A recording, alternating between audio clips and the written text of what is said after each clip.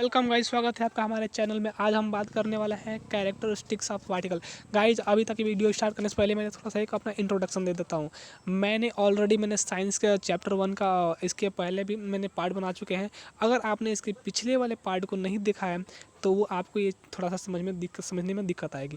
अगर आशा करता हूँ कि आप पहले वाले पार्ट को देख लोगे तो एकदम क्लियरली समझ जाओगे। मैंने क्योंकि ये जो आज टॉपिक पढ़ाने वाला हूँ इसका हल्का फुल्का कॉन्सेप्ट मैं पिछली वीडियो में दे चुका हूँ।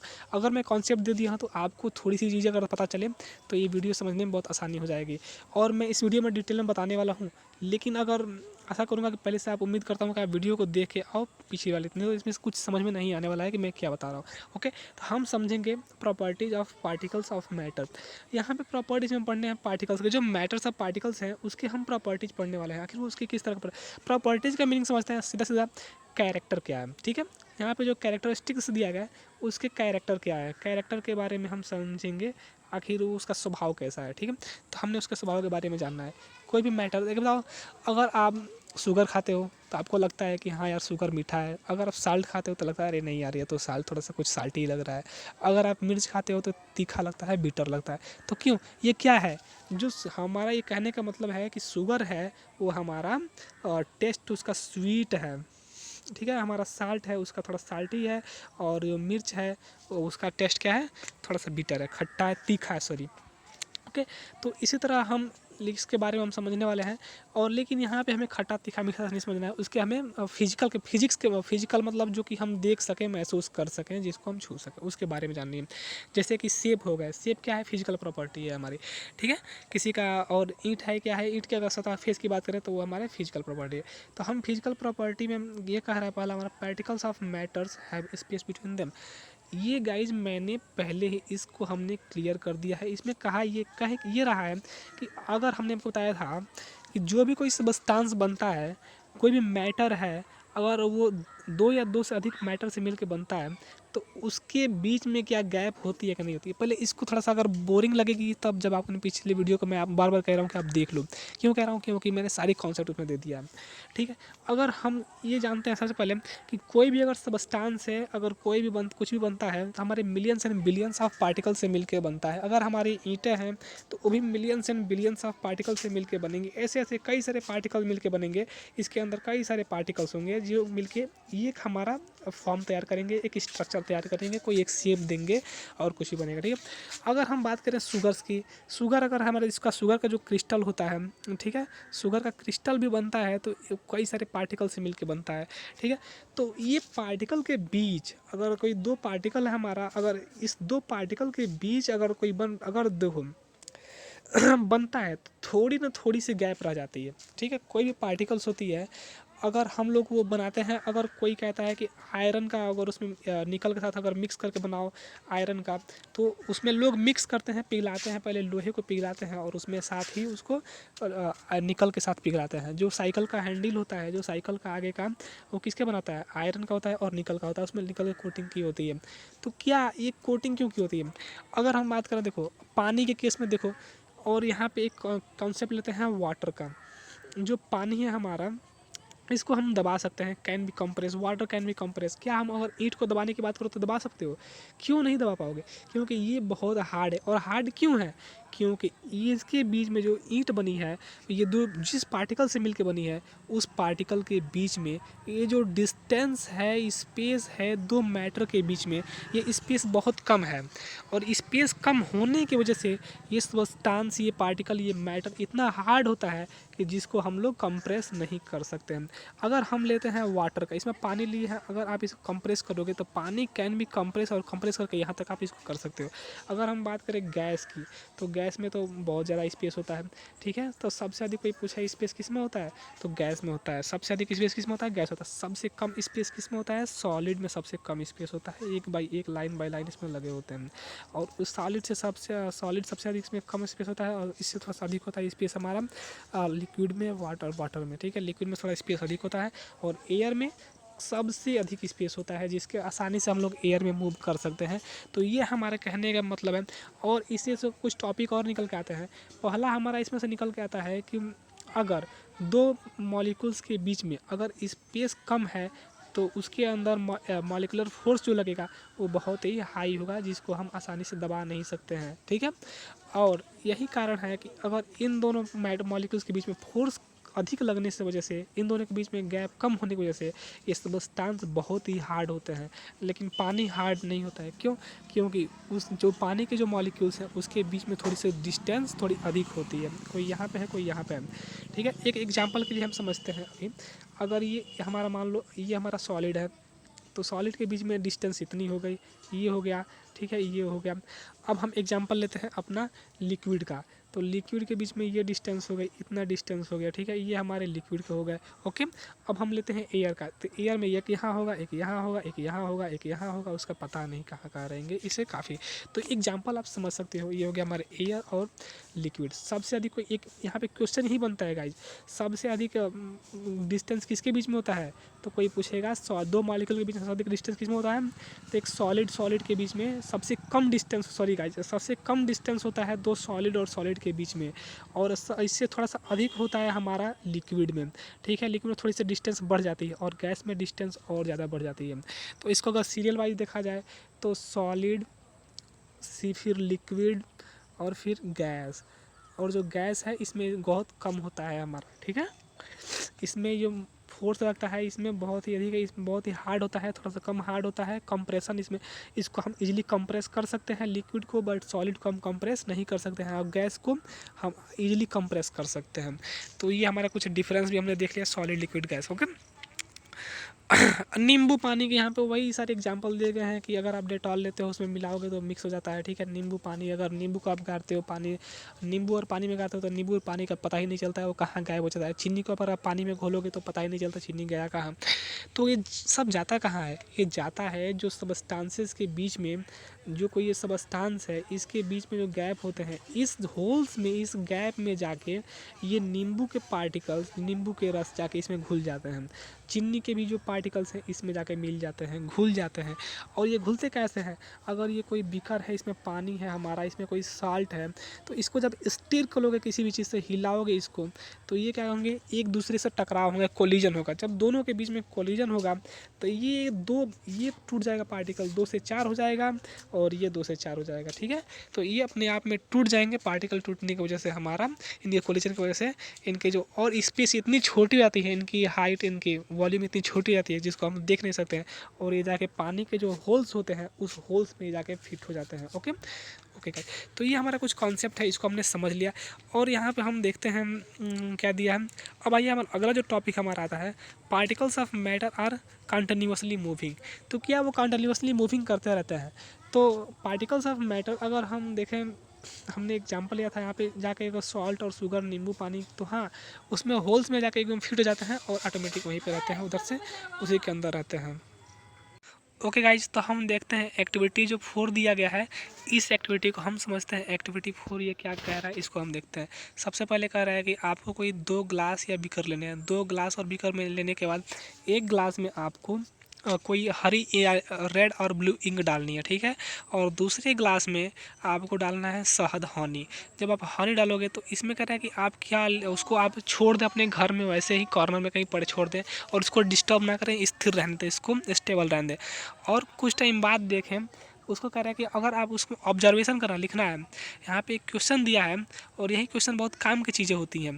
कह रहा है कि ऑब्जर्व करना है आपको कि जब आपने इंक डाला है तो उसमें क्या होता है। तो इंक डालने पे सबसे पहले ऑटोमेटिक वो उसमें धीरे धीरे वो फैलना चालू हो जाएगा, अपना जगह लेना चालू हो जाएगा, स्थिर घूमना चालू हो जाएगा। लेकिन ऑटोमेटिक नहीं, थोड़ा थोड़ा हल्का हल्का घूमेगा। अगर आपको स्थिर करोगे, हिलाओगे तो ऑटोमेटिक खुलेगा, ठीक है। और यहाँ पे सेम वे में इसी तरह क्वेश्चन क्या, अगर आप जब हनी डालते हो तो उसमें क्या इमीडिएटली कुछ चेंजेस देखने को मिलते हैं? तो इमीडिएटली तो थोड़े बहुत ही कम मात्रा में चेंजेस मिलते हैं देखने को। तो यहाँ पे अ लिटल बिट चेंजेस देखने को मिलेंगे, ठीक है। हमारे पास कलर चेंज होता है। यहाँ पे कह रहा है how did it take for colour ink to separate even होगा, पूरे वाटर में कितना समय लगेगा, कितने घंटे लगेंगे कि जो वाटर पूरे सेपरेट हो जाने वाला है, ओके। तो ये हमारा ये दिखा, ठीक है। अब हमारा एक्टिविटी 1.5 दिया है, इसको हम देखते हैं। इसमें थोड़ा गाइस पहले आप इसको पढ़ लो, और बुक अगर हो तो आपके पास, इसको थोड़ा आप हमें खुद इसका थोड़ा सा आंसर करना कमेंट में। और हमने इसका बता भी दिया है कि ये जाते क्रिस्टल जाते कहाँ हैं, और ये सॉलिड पार्टिकल्स कहाँ से गायब हो जाते हैं, क्यों गायब हो जाते हैं, ठीक है। हमने तो इसका पूरा कॉन्सेप्ट आपको क्लियर करा दिया है, तो आशा करता हूँ कि आपको पूरी आ जाएगी समझ में। ओके, अब हम देखते हैं यहाँ पे जो पार्टिकल मैटर कंटिन्यूसली मूविंग, तो ये कह रहा है कि हाँ, ये हमारा जो टॉपिक है, जो सब टॉपिक नाम दिया है कि पार्टिकल्स क्या होते हैं, ये मूव करते रहते हैं उसी में।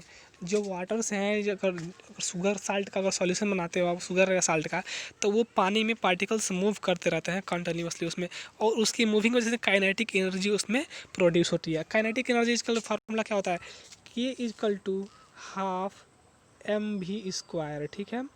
और यहाँ पे काइनेटिक, यानी काइनेटिक इसके हिंदी में गतिज ऊर्जा बोलते हैं इसको, काइनेटिक एनर्जी। काइनेटिक एनर्जी कब होता है, जब किसी पार्टिकल के पास अपना हमारा मास m होता है, और उसकी जो वेलोसिटी होती है उसकी स्क्वायर होती है v²। वेलोसिटी आपको अगर पढ़े होगे 9th में तो दिया होगा, तो समझ में आ जाएगा, ठीक है। वेलोसिटी उसकी स्क्वायर कर दी जाती है, और यहाँ पे इसकी फार्मूला बनाया गया कि इक्वल टू हाफ mv², ये हमारी काइनेटिक एनर्जी की फार्मूला होती है, ठीक है गाइस। उसके अंदर काइनेटिक एनर्जी प्रोड्यूस होता है, जिसकी वजह से वो मूव करती है, ठीक है।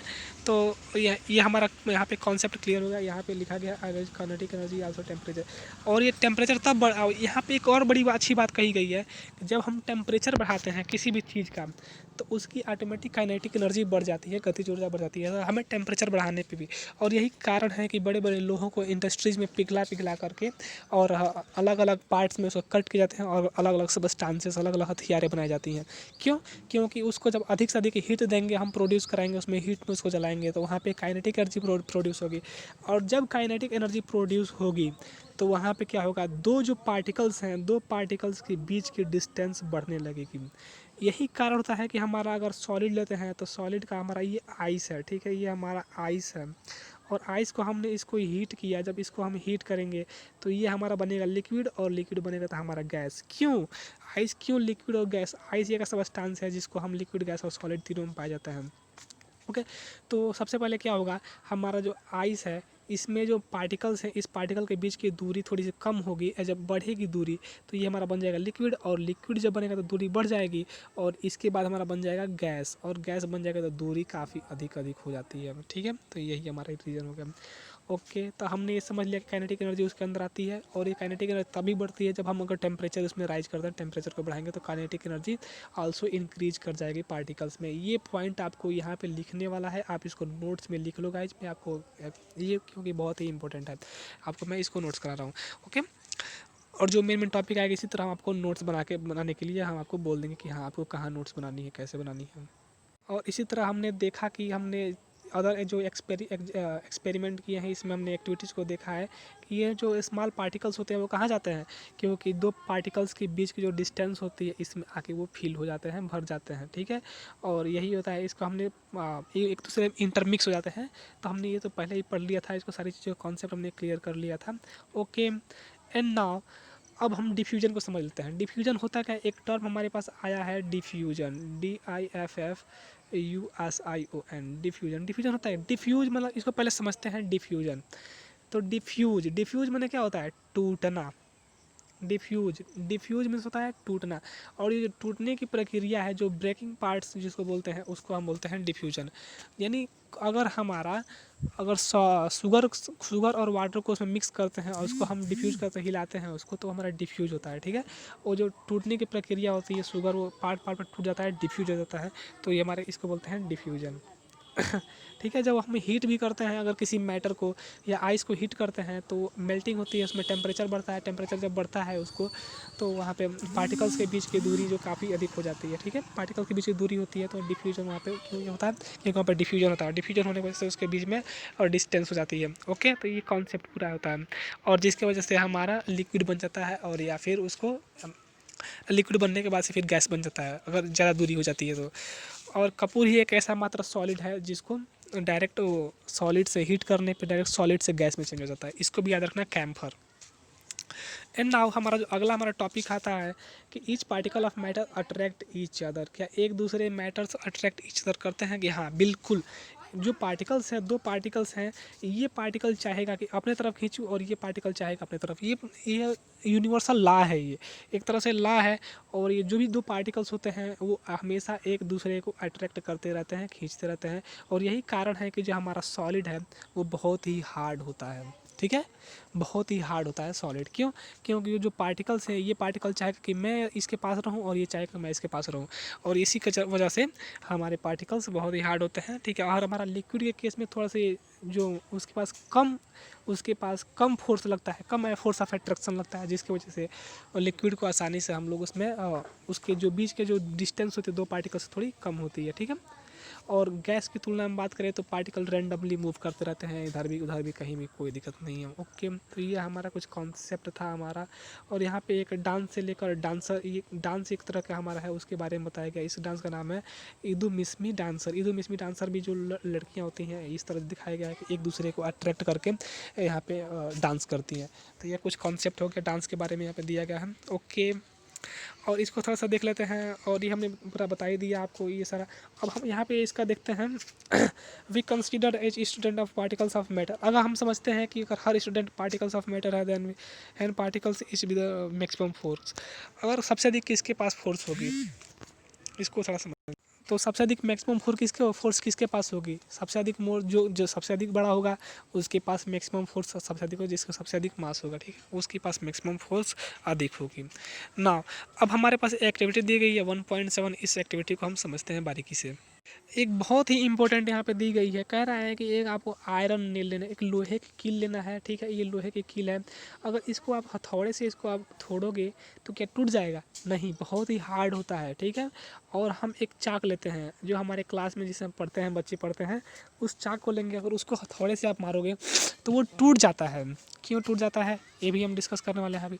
और रबड़ को लेते हैं, भाई स्ट्रेच कर लो आप, कितना भी उसको तानो, फैलाओ, काटो, पियो, कुछ होने वाला नहीं है उसको। तो क्यों होता है? क्योंकि जो आयरन नेल है उसके जो मॉलिक्यूल्स के पार्टिकल्स हैं, उस पार्टिकल के बीच में डिस्टेंस बहुत ही कम है, ठीक है, डिस्टेंस बहुत ही कम है, जिसकी वजह से वो बहुत हार्ड होता है। और इतना हार्ड होता है कि उसको हम हैमर से तोड़ नहीं सकते हैं।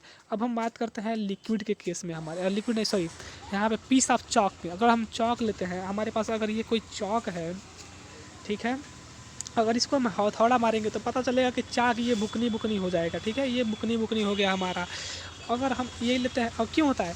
क्योंकि इसके पास जो पार्टिकल्स के बीच में जो फोर्स लगता है वो बहुत ही कम है, टाइटली बॉन्ड नहीं होते हैं, ठीक है, टाइटली बांध नहीं होता इसमें ज़्यादा, और जिसकी वजह से ये इजली ब्रेक हो जाते हैं, टूट सकते हैं।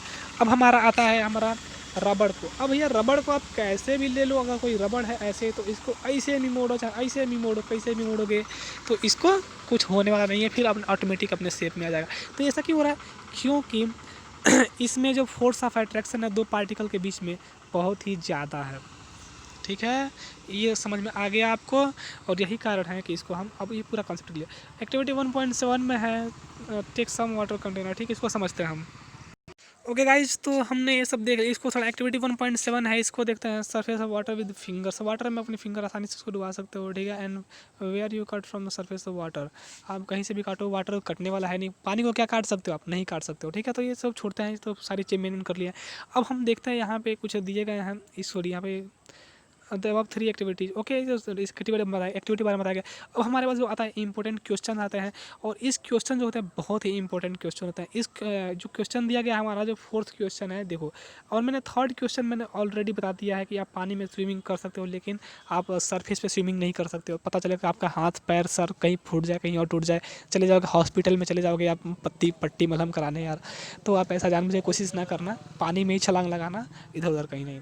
क्यों पानी में छलांग लगाते हो तो आपको दर्द नहीं होता है, क्योंकि पानी के जो सब मैटर्स होते हैं उसके बीच में काफ़ी डिस्टेंस होता है, जिसको वो आपको कवर कर लेता है, ठीक है, बचा लेता है। लेकिन अगर लोहे के दीवार की बात करें, फर्श की बात करें, तो वहाँ पे डिस्टेंस बहुत कम होता है, जिसकी वजह से बहुत हार्ड होता है, और इतना हार्ड होने की वजह से हमें चोट लग जाएगी, हमारे हाथ पैर टूट जाएंगे। अब हमारा कह रहा है कि आप आसानी से हाथ में हवा में, हमने सारे डिस्कस कर दी, पहले आपको बोल दी, बता दी हैं। अब ये कैरेक्टरिस्टिक ऑफ पार्टिकल्स आपको अगर आता हो तो लिख दो, अगर नहीं आता तो हम बता देते हैं कैरेक्टरिस्टिक्स। यार सबसे पहले कि बहुत हार्ड होते हैं, ठीक है, इसको इजीली कंप्रेस नहीं कर सकते हैं, सॉलिड को लिक्विड को कर सकते हैं और उसको नहीं कर सकते हैं। इसके बीच में force of particular solid particular force इसमें जो होता है पार्टिकल्स के बीच में फोर्स बहुत कम लगते हैं और लिक्विड में थोड़ा सा अधिक लगते हैं, उसमें थोड़ा सा बहुत ज़्यादा लगते हैं। तो ये कुछ हमने पहले डिस्कस कर दी है, अगर आपको आता हो तो देख लो। और वैसे भी गाइस अगर ये टॉपिक ख़त्म किया हमने, अब देखेंगे इसको अगले वीडियो में बनाने वाला है, अगले सेक्शन में मिलते हैं अगले वीडियो में। और अब तक ये वीडियो अगर अच्छी लगी तो आप चैनल वीडियो को लाइक करो, इस चैनल को सब्सक्राइब करो, हमें सपोर्ट करो। Thank you for watching this video यार, और अधिक से अधिक दोस्तों को शेयर करो। धन्यवाद। चलिए मिलते हैं अगले वीडियो में। बाय बाय, अभी के लिए टिल बाय, गुड बाय। देखते हैं।